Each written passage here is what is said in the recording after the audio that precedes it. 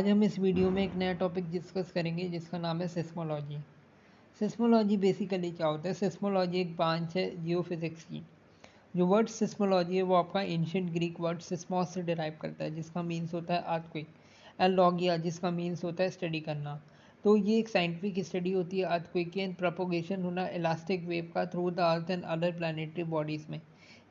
इसमें हमारी अर्थक्वेक के इन्वायरमेंटल इफेक्ट की स्टडी होती है, such as tsunami as well as जो डाइवर्स सिस्मिक सोर्स होते हैं like volcanic eruptions, tectonic activity, glacier, fluvial, oceanic and atmospheric, and जो आर्टिफिशियल प्रोसेसेस होते हैं सच एज एक्सप्लोजन्स होना।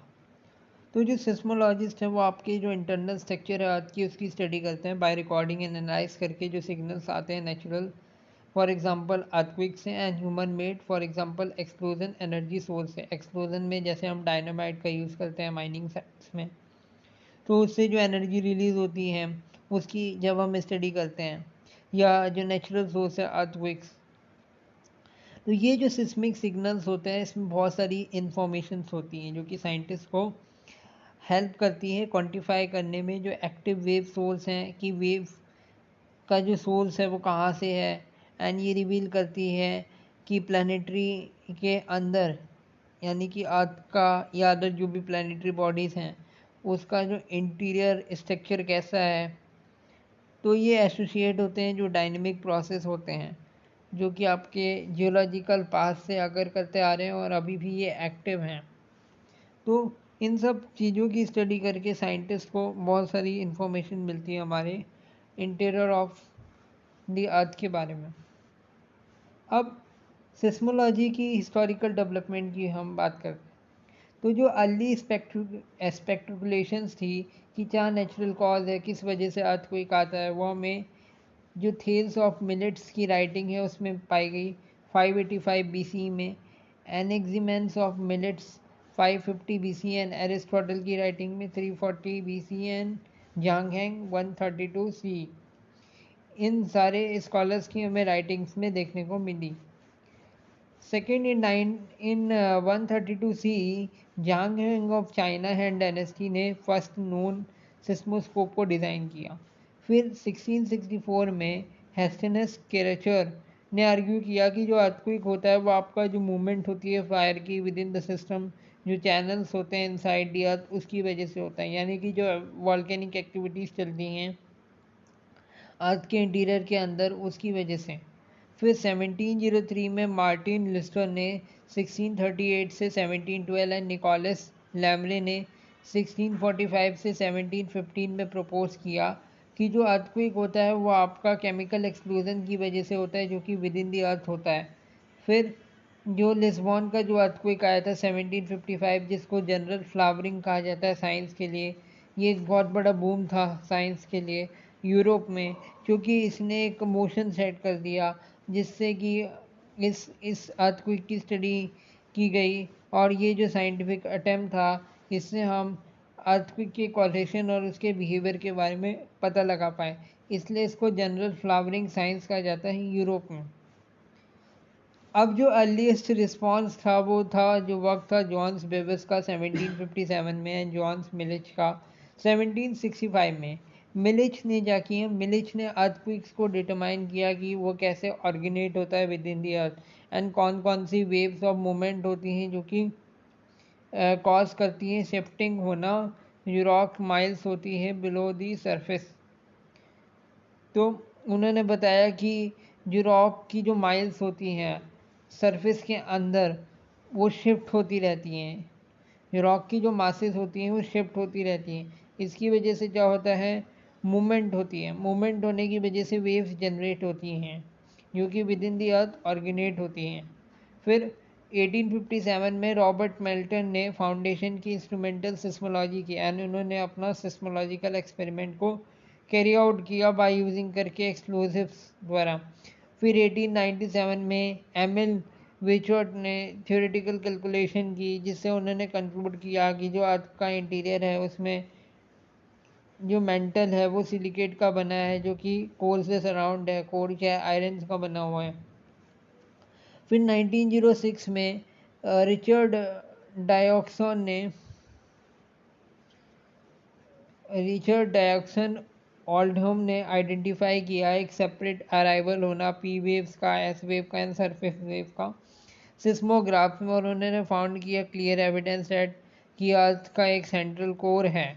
फिर 1910 में जब 1906 में सैन फ्रांसिस्को अर्थक्वेक की स्टडी की गई, जिसमें हैरी फील्डिंग रॉट ने अपना इलास्टिक रिबॉन्ड थ्योरी लाया, जो कि रिमेन एक फाउंडेशन थी मॉडर्न टेक्टोनिक स्टडीज़ की।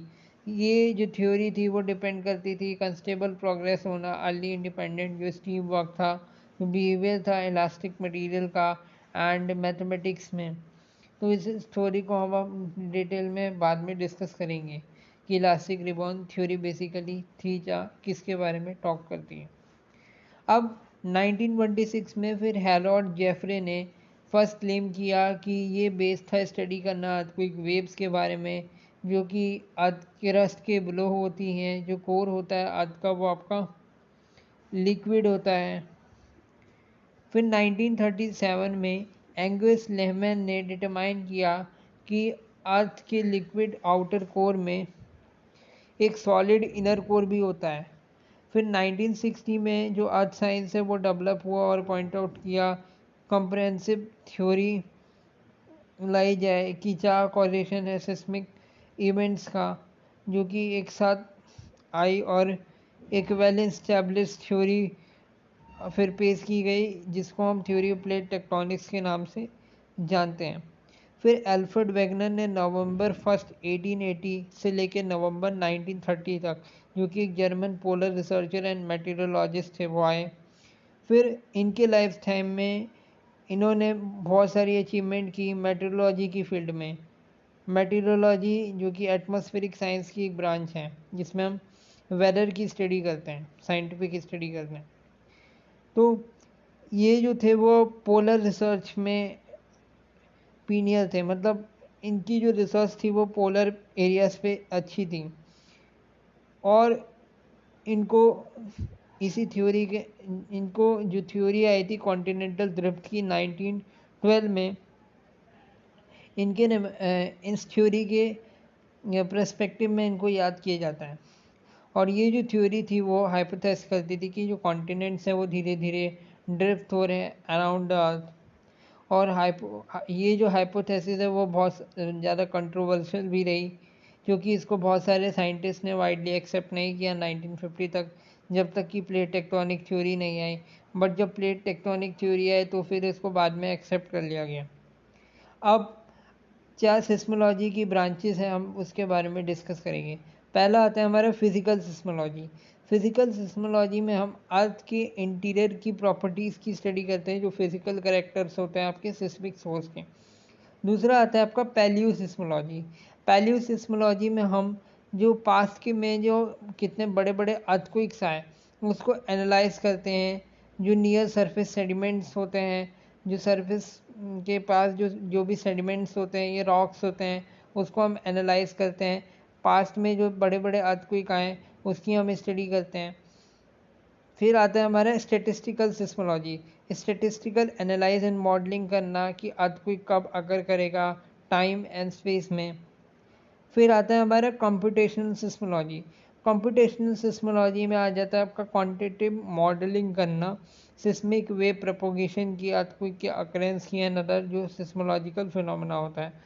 फिर आता है आपका ऑब्जर्वेशनल सिस्मोलॉजी, जिसमें हम अर्थक्वेक को रिजॉल्व करते हैं, जो कैटलॉगिंग करते हैं अर्थक्वेक की, ऑब्जर्व करते हैं कि क्या इफेक्ट होगा अर्थक्वेक का। फिर आता है आपका इंजीनियरिंग सिस्मोलॉजी, जिसमें हम एस्टिमेट करते हैं सिस्मिक हजार्ड एंड रिस्क के बारे में। इसमें हम बेसिकली स्टडी करते हैं कि कौन कौन से हम सिस्मिक कोड का यूज़ करें बिल्डिंग कंस्ट्रक्शन करने में, जो कि आपका इंजीनियरिंग सिस्मोलॉजी के अंदर आता है। देन आता है आपका एक्सप्लोरेशन सिस्मोलॉजी। एक्सप्लोरेशन सिस्मोलॉजी में हम स्टडी करते हैं सिस्मिक रिफ्लेक्शन के बारे में, रिफ्रैक्शन क्रॉस होल्ड, जो कि आपका मेनली रिलेट करता है ऑयल एक्सप्लोरेशन से। देन आता है आपका सिस्मोमेट्री। सिस्मोमेट्री में हम टेक्निकल स्टडी करते हैं जो अर्थक्वेक मेजरिंग डिवाइस होते हैं उनकी, सच एज जैसे कि आपका सिस्मोग्राफ्स हो गया। अब आता है अर्थक्वेक क्या होता है। बेसिकली अर्थक्वेक को हम आल्सो नोन कहते हैं क्विक टिमोर और ट्रेमुलर, जो कि जो सरफेस होता है अर्थ को इसको हिला देता है। शेकिंग का मतलब हिलाना होता है, जिसका रिजल्ट होता है सडन, क्या होता है, इससे सडन रिलीज होती है एनर्जी अर्थ के लिथोस्फीयर में, जो कि आपकी क्या सिस्मिक वेव्स को जनरेट करती है। अब क्या क्या बेसिक टर्मिनोलॉजीज हैं जो कि आपके अर्थक्वेक से रिलेट करती है। पहला आता है फोकस और हाइपोथेसिस। हाइपोसेंटर, ये एक पॉइंट होता है अर्थ के अंदर जहाँ पे जो फॉल्टिंग होती है वो प्रोसेस स्टार्ट होती है। अब एपिसेंटर क्या होता है, पॉइंट जो कि directly above the earth surface होता है, जहाँ पे फर्स्ट टाइम जो वेव्स होती हैं वो पहुँचती हैं, जिसको हम एपिसेंटर कहते हैं। फिर आता है आपका फोकल डेप्थ, ये एक डेप्थ होती है फोकस की एपिसेंटर से, यानी कि एपिसेंटर से फोकल की कितनी डेप्थ है फोकल पॉइंट की, जहाँ से जो वेव्स हैं वो जनरेट होना स्टार्ट हुई है। तो ये एक इम्पॉर्टेंट पैरामीटर होता है डिटरमाइन करने में कि कितना डैमेज होगा अर्थक्वेक से। अब आता है एपिसेंट्रल डिस्टेंस, यानी कि डिस्टेंस कितना है एपिसेंटर से पॉइंट ऑफ इंटरेस्ट। अब आता है आपका फोर शॉक्स। फोर शॉक्स क्या होते हैं, फोर शॉक्स जो छोटे छोटे अर्थक्वेक्स आते हैं किसी भी बड़े अर्थक्वेक के आने से पहले, उसको हम फोर शॉक्स बोलते हैं। Foreshocks. और आफ्टर शॉक्स क्या होते हैं कि छोटे छोटे साइज के अर्थक्वेक्स टेक प्लेस करते हैं किसी बड़े अर्थक्वेक आने से। मेन शॉक्स, इसका रिसेंट एग्जांपल है आपका टर्की में जो अभी अर्थक्वेक आया। तो वहाँ पे क्योंकि जो टर्की है वो आपका सिस्मिक एक्टिव जोन एरिया के अंदर आता है। अब आता है आपका मीजोसिस्मल। मीजोसिस्मल क्या होता है, ये एक रीजन होता है जहाँ पे स्ट्रॉन्ग शेकिंग एंड यहाँ पे सिग्निफिकेंस डैमेज होता है अर्थक्वेक का। ये रीजन जो होता है वो आपका एपिसेंटर से सराउंडेड होता है। देन आता है आपका आइसिस्मिक, एक फॉल्ट होना जहाँ पे कोई अर्थक्वेक को ऑब्जर्व नहीं किया गया, उसको आसिस्मिक बोलते हैं। देन सिस्मिसिटी क्या होता है, जोग्राफिक एंड हॉरिजॉन्टल डिस्ट्रीब्यूशन होना अर्थक्वेक का, उसको हम सिस्मिसिटी बोलते हैं। देन आइसोसिस्मल लाइन जो होती है, लाइन जो कि ज्वाइन करती है रीजन को जहाँ पे सेम सिस्मिक इंटेंसिटी के अर्थक्वेक्स आते हैं। देन होमोसिस्मल लाइन जो होती है, ये ज्वाइन करती है ऐसी प्लेसेस को जो कि एक्सपीरियंस करता है जो ट्यूमर्स होते हैं अर्थक्वेक के एक ही टाइम पे। अब हम अर्थक्वेक की क्लासिफिकेशन की बात करेंगे कि कितने टाइप के अर्थक्वेक होते हैं। On the basis of location we have the two, that is interplate earthquake and intraplate earthquake। जो interplate earthquake होते हैं वो आपके आकर करते हैं जो बाउंड्रीज होती है टेक्टोनिक प्लेट्स की उसके अलोंग, बट जो इंट्राप्लेट earthquake होते हैं वो आपके आकर करते हैं जो विद इन द प्लेट के अंदर ही आकर करते हैं इटसेल्फ, जो कि आपके प्लेट बाउंड्रीज से दूर होते हैं। अब on the basis of focal depth we have a 3 type of earthquake, that is shallow earthquake जिसकी फोकल डेप्थ 70 किलोमीटर होती है। देन इंटरमीडिएट अर्थक्वेक जिसकी फोकल डेप्थ कितनी होती है आपकी 70 से लेके 300 किलोमीटर। फिर आता है आपका डीप अर्थक्वेक जिसकी फोकल डेप्थ आपकी 300 किलोमीटर से ज़्यादा होती है। अब on the basis of causes we have the 2 type of earthquake, that is non tectonic earthquake जिसमें आपका natural volcanic and artificial earthquake आता है। दूसरा आता है आपका टेक्टोनिक अर्थक्वेक जो कि आपका प्लेट की मूवमेंट की वजह से प्रोड्यूस होता है। अब आ जाता है on the basis of magnitude. Magnitude के बेसिस पे we have the 7 type of earthquake.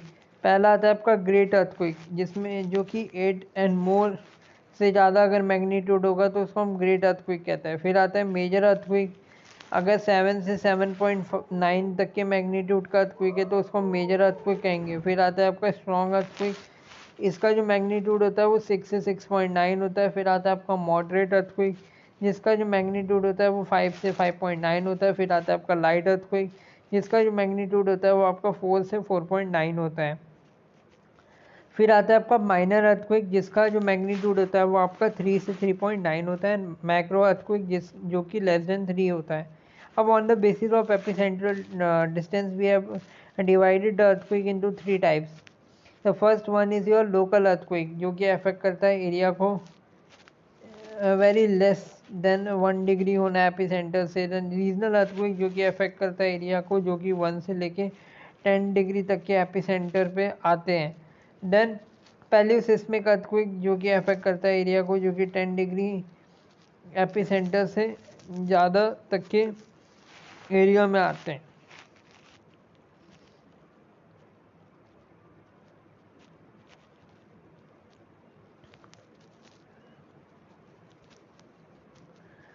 अब सिस्मिक जोनिंग क्या होता है? सिस्मिक जोनिंग में बेसिकली हम कंट्री को डिवाइड करते हैं स्मॉल जोन्स में सिस्मिसिटी के बेसिस पे। अर्थक्वेक की जो एक्टिविटीज़ होती हैं ये रिलेट करता है अर्थक्वेक की इंटेंसिटी से। तो ये जो मैप है वो दिखाया गया है, जो इंडिया का मैप है, जिसमें जो जोन्स दिखाए गए हैं कि कौन सा जोन जो है वो ज़्यादा प्रोन है अर्थक्वेक के लिए। तो ये जो जोन्स हैं वो आपके सिस्मिक जोन्स है, जिसमें अगर हम जोन नंबर 5 की बात करें तो ये आपका एक्टिव जोन आता है, जो कि आपका हिमालयन रीजन में है। फिर आपका जोन नंबर 4 भी पूरा हिमालयन रीजन को कवर करता है। तो यहाँ पे ज़्यादा इंटेंसिटी के अर्थक्वेक मेनली पाए जाते हैं। तो ये आपका सिस्मिक जोन हाई लेवल के जोन के एरिया के अंडर आता है, जो आपका हिमालयन रीजन है और जो आपका नदर्न प्लेन है, क्योंकि यहाँ पे टेक्टोनिक मूवमेंट्स होती रहती हैं। अब आता है आपका seismic zoning of a country कि जो अब हम सिस्मिक जोनिंग करते कंट्री की, तो वो आपके मेनली फॉलोइंग्स पे डिपेंड करती हैं कि उस रीजन की सिस्मिक अर्थक्वेक क्या है, कि पास्ट में कितने मैग्नीट्यूड के वहाँ पे अर्थक्वेक आ चुके हैं, कितनी इंटेंसिटी के आ चुके हैं, या कितना डैमेज हो चुका है जो अर्थक्वेक पास्ट में आए हैं उनकी वजह से। दूसरा आता है जो टेक्टोनिक फीचर्स क्या है वहाँ उस रीजन के प्लेट के, जो कि अर्थक्वेक को फ्यूचर में लाएंगे। अब हम जोनिंग मैप्स का जो यूज़ करते हैं, जोनिंग मैप्स क्या यूज़ है जोनिंग मैप्स का, इसके बारे में हम बात करेंगे। जो जोनिंग मैप्स है उससे कि हम डिज़ाइन कर सकते हैं जो अर्थक्वेक रेजिस्टेंस स्ट्रक्चर्स होते हैं, हम फाइंड कर सकते हैं डिज़ाइन फोर्स जो कि किसी लोकेशन पे डिपेंड करती है। ये प्रोवाइड करती है इंफॉर्मेशन अबाउट कि एक्सपेक्टेड अर्थक्वेक का इफेक्ट क्या होगा in terms of maximum intensity on earthquake का MMI, और ग्राउंड मोशन करेक्टर क्या होगा किसी पर्टिकुलर रीजन का। अब हम सिस्मिक वेव्स के टाइप्स के बारे में बात करते हैं। तो we have the 2 type of mainly waves होती हैं, दैट इज़ बॉडी वेव और सरफेस वेव। तो जो बॉडी वेव्स होती है वो 2 टाइप की होती है। पहले आती है हमारी पी वेव, जिसको हम प्राइमरी वेव और लॉन्गिट्यूडनल वेव्स भी कहते हैं। ये सिमिलर होती है साउंड वेव से, ये सारी मीडियम्स में ट्रैवल करती है आपकी, और इसमें जो पार्टिकल्स होते हैं वो पैरेलल मूव करते हैं और टू एंड फ्रो डायरेक्शन में वेव्स के। एंड ये इसकी जो वेवलेंथ होती है वो शॉर्ट होती है, जो वेलोसिटी होती है पी वेव की वो आपकी ज़्यादा होती है, और इसकी जो फ्रिक्वेंसी होती है वो आपकी ज़्यादा होती है। तो ये जो डायग्राम है यहाँ पे दिखाया गया है कि ये जो पी वेव है। अब दूसरी जो आपकी वेव आती है वो आती है आपकी एस वेव। एस वेव को हम ट्रांसफर, शेयर और सेकेंडरी वेव और डिस्टॉर्टल वेव भी कहते हैं। ये ट्रैवल करती है सिर्फ सॉलिड मीडियम में।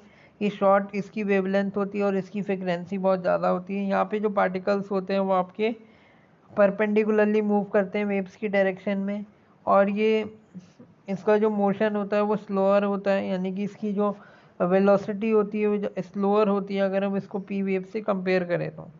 देन आता है आपका सरफेस वेव। अब सरफेस वेव भी 2 टाइप की होती है, इसमें आ जाए आपकी रेलेट वेव और लव वेव। तो अब जो रेलाइट वेव है वो रेलाइट वेव क्या करती है, वो आपके ग्राउंड में रोल करती है, जस्ट लाइक जैसे कि वेव्स रोल करती है अक्रॉस द लेक और ओशन। ये आपकी लॉन्ग वेव होती है, इसकी वेलोसिटी बहुत ज़्यादा कम होती है, लो फ्रिक्वेंसी होती है, रिस्पॉन्सिबल होती है most of the destructive force होना अर्थक्वेक की। बहुत ज़्यादा डिस्ट्रक्टिव वेव्स होती हैं अर्थक्वेक की। जैसे कि ये जो फिगर्स है इसमें दिखाया गया है कि ये कैसे रोल कर रही है जो वेव्स हैं। तो ये आर वेव का जो डायग्राम है। देन अब जो 4 टाइप की जो वेव्स आती हैं, सेकेंड जो टाइप है सरफेस वेव का वो है आपका लव वेव। लव वेव जो होती है वो फास्टेस्ट सरफेस वेव होती है, जो कि आपका साइड टू साइड मूव करती है। जो फिगर नंबर डी है उसमें एल वेव का जो डायग्राम दिखाया है। अब आता है आपका सिस्मिक शैडो जोन एरिया क्या होता है। सिस्मिक शैडो जोन एरिया एक एरिया होता है अर्थ के सरफेस में जहाँ पे जो सिस्मोग्राफ है वो अर्थक्वेक को डिटेक्ट नहीं कर पाता आफ्टर जब वेव पास करती हैं थ्रू दी अर्थ से। तो जो पी वेव्स होती हैं वो आपका रिफ्रैक्ट हो जाती हैं जो लिक्विड आउटर कोर होता है, एंड ये डिटेक्ट नहीं हो पाती जो 103 से लेके 142 डिग्री तक में। तो ये जो फिगर है P wave shadow zone area की वो दिखाई गई है फिगर नंबर 5 में, जिसमें यहाँ पे जो 103 से लेके 142 डिग्री तक का जो एरिया है वहाँ पे जो पी वेव्स है वो आपकी पहुँच नहीं पा रही है। ये सिर्फ आपकी जो लिक्विड आउटर कोर है वहीं तक सीमित है। और जो दूसरा डायग्राम है that is S shadow zone, जिसमें जो एस वेव है वो आपके जो लिक्विड आउटर कोर है उसमें वो ट्रैवल नहीं कर पाती, पास नहीं कर पाती, एंड ये 103 डिग्री के बियॉन्ड आपकी डिटेक्ट नहीं हो पाती। अब हम कौन कौन सा स्केल है जिसका हम यूज़ करते हैं अर्थक्वेक को मेज़र करने के लिए। पहला है आपका रिक्टर स्केल।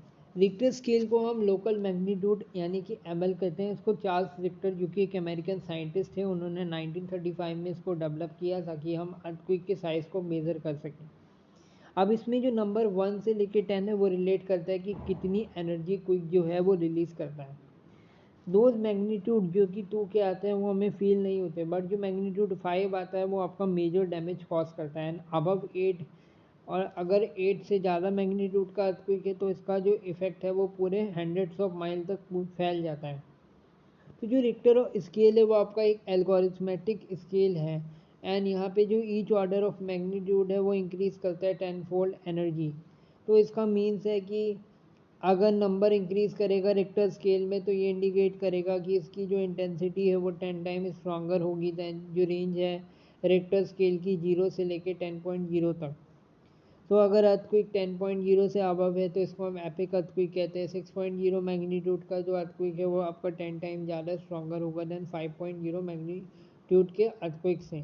तो इसका जो फॉर्मूला है वो आपका कैलकुलेट करने का मैग्नीट्यूड का है m equals to log I upon I O, where m is a magnitude, i is a intensity of earthquake and I O signify करता है कि इंटेंसिटी ऑफ अर्थक्वेक जिसका मैग्नीट्यूड 0 है।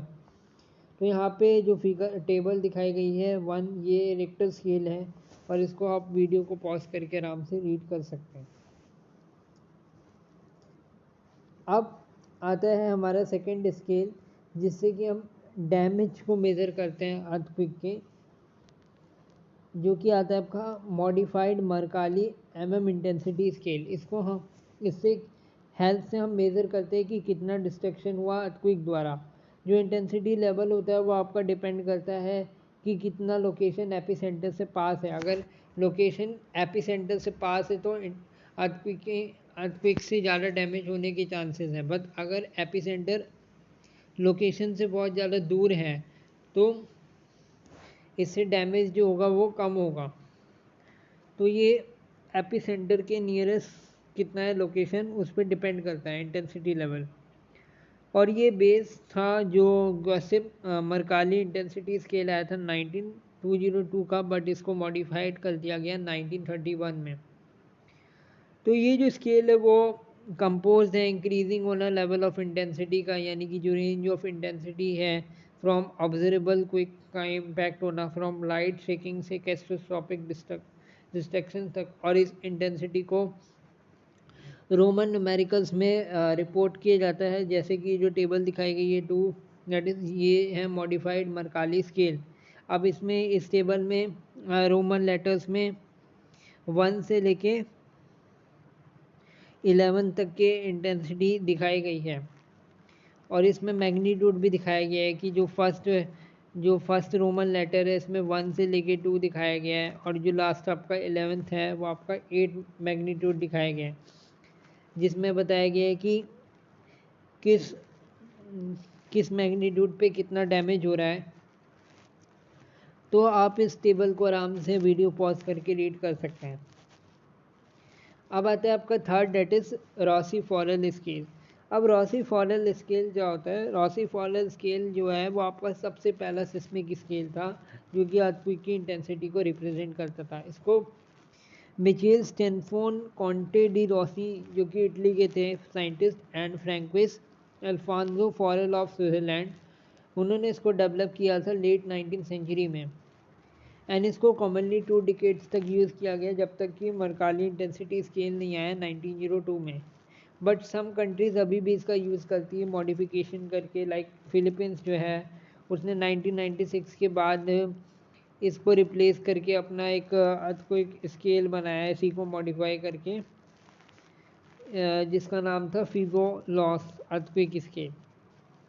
अब ये जो है रॉसी स्केल, इसमें जो फर्स्ट है वो आपका माइक्रोसिस्मिक शॉक, सेकंड दिखाता है आपका extremely favourable shocks, and third आपका बताता है very favourable shock, fourth intensity का अर्थक्वेक आपका फेवरेबल शॉक्स देता है, fifth shock of moderate intensity, sixth आपका रिप्रेजेंट करता है fairly strong shock, seventh magnitude आपका रिप्रेजेंट करता है स्ट्रॉन्ग शॉक, 8 आपका बताता है वेरी स्ट्रॉन्ग शॉक, 10th आपका बताता है एक्सट्रीमली स्ट्रॉन्ग शॉक, एंड जो आपका 10th है वो आपका बताता है शॉक्स ऑफ एक्सट्रीम इंटेंसिटी।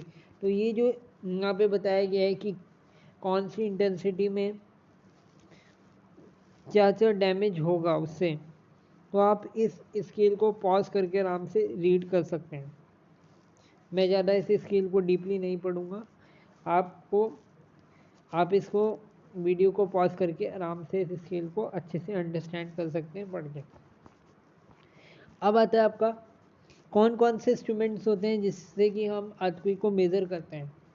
पहला आता है आपका सिस्मोग्राफ। सिस्मोग्राफ एक वर्ड है जो कि आपका ग्रीक वर्ड सिस्मोस से ओरिजिनेट हुआ है। ये इम्प्लाई करता है शेक और क्विक होना, जिसमें जो सर डेविड मिलने होम थे उन्होंने 1841 में इसको काउंट किया, जिसका जो कि डिस्क्राइब करता है आपका ऑपरेटर्स, जिसको स्कॉटिश फिजिसिस्ट जेम्स डेविड फॉर्बस ने डिज़ाइन किया। बट मॉडर्न डे में साइंटिस्ट इस इंस्ट्रूमेंट का यूज़ करते हैं अर्थक्वेक को रिकॉर्ड करने के लिए। इसमें जो सिस्मोग्राफ होता है, ग्राम होता है, वो एक ग्राफ होता है जो कि आउटपुट किया जाता है। सिस्मोग्राफ एक इंस्ट्रूमेंट द्वारा जो कि रिकॉर्ड करता है आपकी वेव्स को। तो जो लार्ज वेव्स होती हैं वो आपकी क्या बताती है, लार्ज अर्थक्वेक को बताती हैं। अब 3 टाइप के सिस्मोग्राफ्स होते हैं, जिसमें आपका लॉन्ग पीरियड सिस्मोमीटर होता है, शॉर्ट पीरियड सिस्मोमीटर होता है, आपका ब्रॉड बैंड सिस्मोमीटर होता है। तो इन 3 मेनली सिस्मोमीटर्स का यूज़ किया जाता है जो कि आपके सिस्मोग्राफ्स के टाइप्स हैं। अब ये जो फिगर 6 है वो आपका डायग्राम दिखा रही है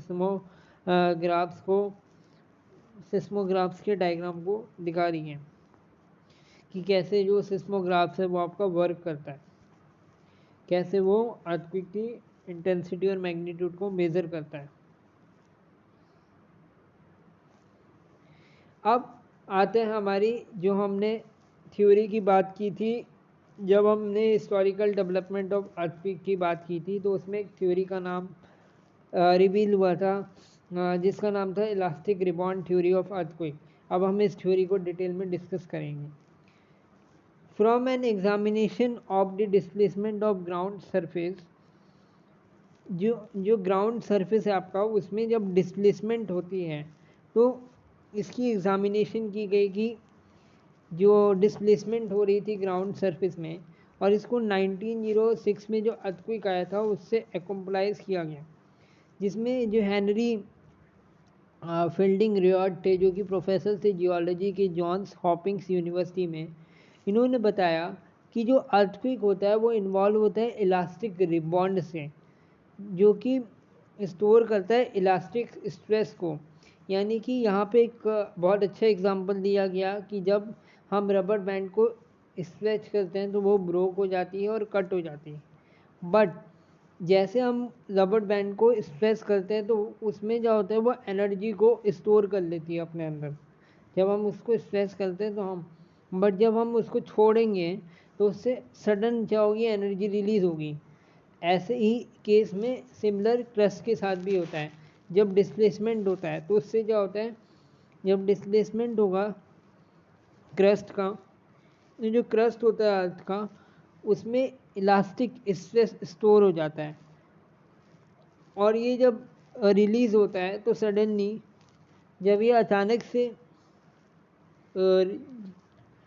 रिलीज होता है तो इससे क्या होता है, इससे अर्थक्वेक आता है। तो ये ग्रेजुएटली एक एकोमुलेशन है, रिलीज होना है स्ट्रेस एंड स्ट्रेन का, जिसको हम नाउ इलास्टिक रिबॉन्ड थ्योरी के नाम से जानते हैं। एंड मोस्ट ऑफ जो अर्थक्वेक है वो आपके सडन इलास्टिक रिबॉन्ड की वजह से ही आते हैं। जो एनर्जी पहले से स्टोर्ड होती है, जब डिस्प्लेसमेंट होता है तो फिर क्या होता है, रॉक का जब सडन डिस्प्लेसमेंट होता है तो ये जो एनर्जी होती है वो रिलीज करती है, जिसकी वजह से आपका अर्थक्वेक आता है। इसका रिसेंट जो एग्जांपल्स अभी जो आपका टर्की में जो अर्थक्वेक आया वो इसका रिसेंट एग्जांपल है। अब आता है आपका वर्ल्ड डिस्ट्रीब्यूशन ऑफ अर्थक्वेक। पहला आता है आपका सरकम पैसिफिक बेल्ट एंड जो कोस्ट होते हैं अराउंड द पैसिफिक ओशन, जो कि आपका अर्थक्वेक से अफेक्ट होते हैं। इसमें आपका आ जाता है जो पॉपुलेटेड रीजन है पैसिफिक ओशन के अराउंड, जैसे कि आपका New Zealand, New Guinea, Japan, Alaska and जो वेस्टर्न कोस्ट है आपका नॉर्थ एंड साउथ अमेरिका का। जो वॉल्केनिक एक्टिविटीज़ होती है बेल्ट के अराउंड, जो कि डिस्ट्रीब्यूट है through out the varying intensities होना अमॉन्ग द बेल्ट ऑफ जो पैसिफिक रिंग ऑफ फायर की जो बेल्ट है अप्रॉक्सीमेटली वहाँ पे 68% के अर्थक्वेक्स आते हैं अराउंड द वर्ल्ड, जो कि इस बेल्ट के अलॉन्ग अकर करते हैं। अब दूसरा आता है आपका अल्पाइन बेल्ट। ये कंप्राइज करता है 50% वर्ल्ड के अर्थक्वेक को, जो कि आपका इक्वेटर के पैरेलल एक्सटेंड करता है मैक्सिको से अटलांटिक ओशन के अक्रॉस। एंड ये जो बेल्ट है वो आपकी मेडिटेरियन रीजन से अल्पाइन कैसोकस रेंज तक आपकी एक्सटेंड करती है टू कैस्पियन सी तक and across the Himalayan range and जो भी एडजॉइनिंग एरियाज होते हैं। जो नीचे जो मैप दिखाए गए हैं वो इसी चीज़ को दिखा रहा है, शो कर रहा है कि जो चेन है वो कहाँ से फैली हुई है। अब आते हैं तीसरा आपका जो है rift valley of the east Africa, जो मैप में शो किया गया है कि एक अनदर रीजन होता है जहाँ पे आपका जो ओशनिक रेंजेस होती हैं आर्टिक, अटलांटिक एंड जो वेस्टर्न इंडियन ओशन है, जो कि विटनेस रही है कि यहाँ पे कनेक्टेड जोन रहा है सिस्मिक एक्टिविटीज़ का। अब ये सारी रेफरेंस है जहाँ से ये मैंने जो स्टडी मटेरियल है वो कलेक्ट किए हैं। आज की वीडियो के लिए इतना ही। Thank you.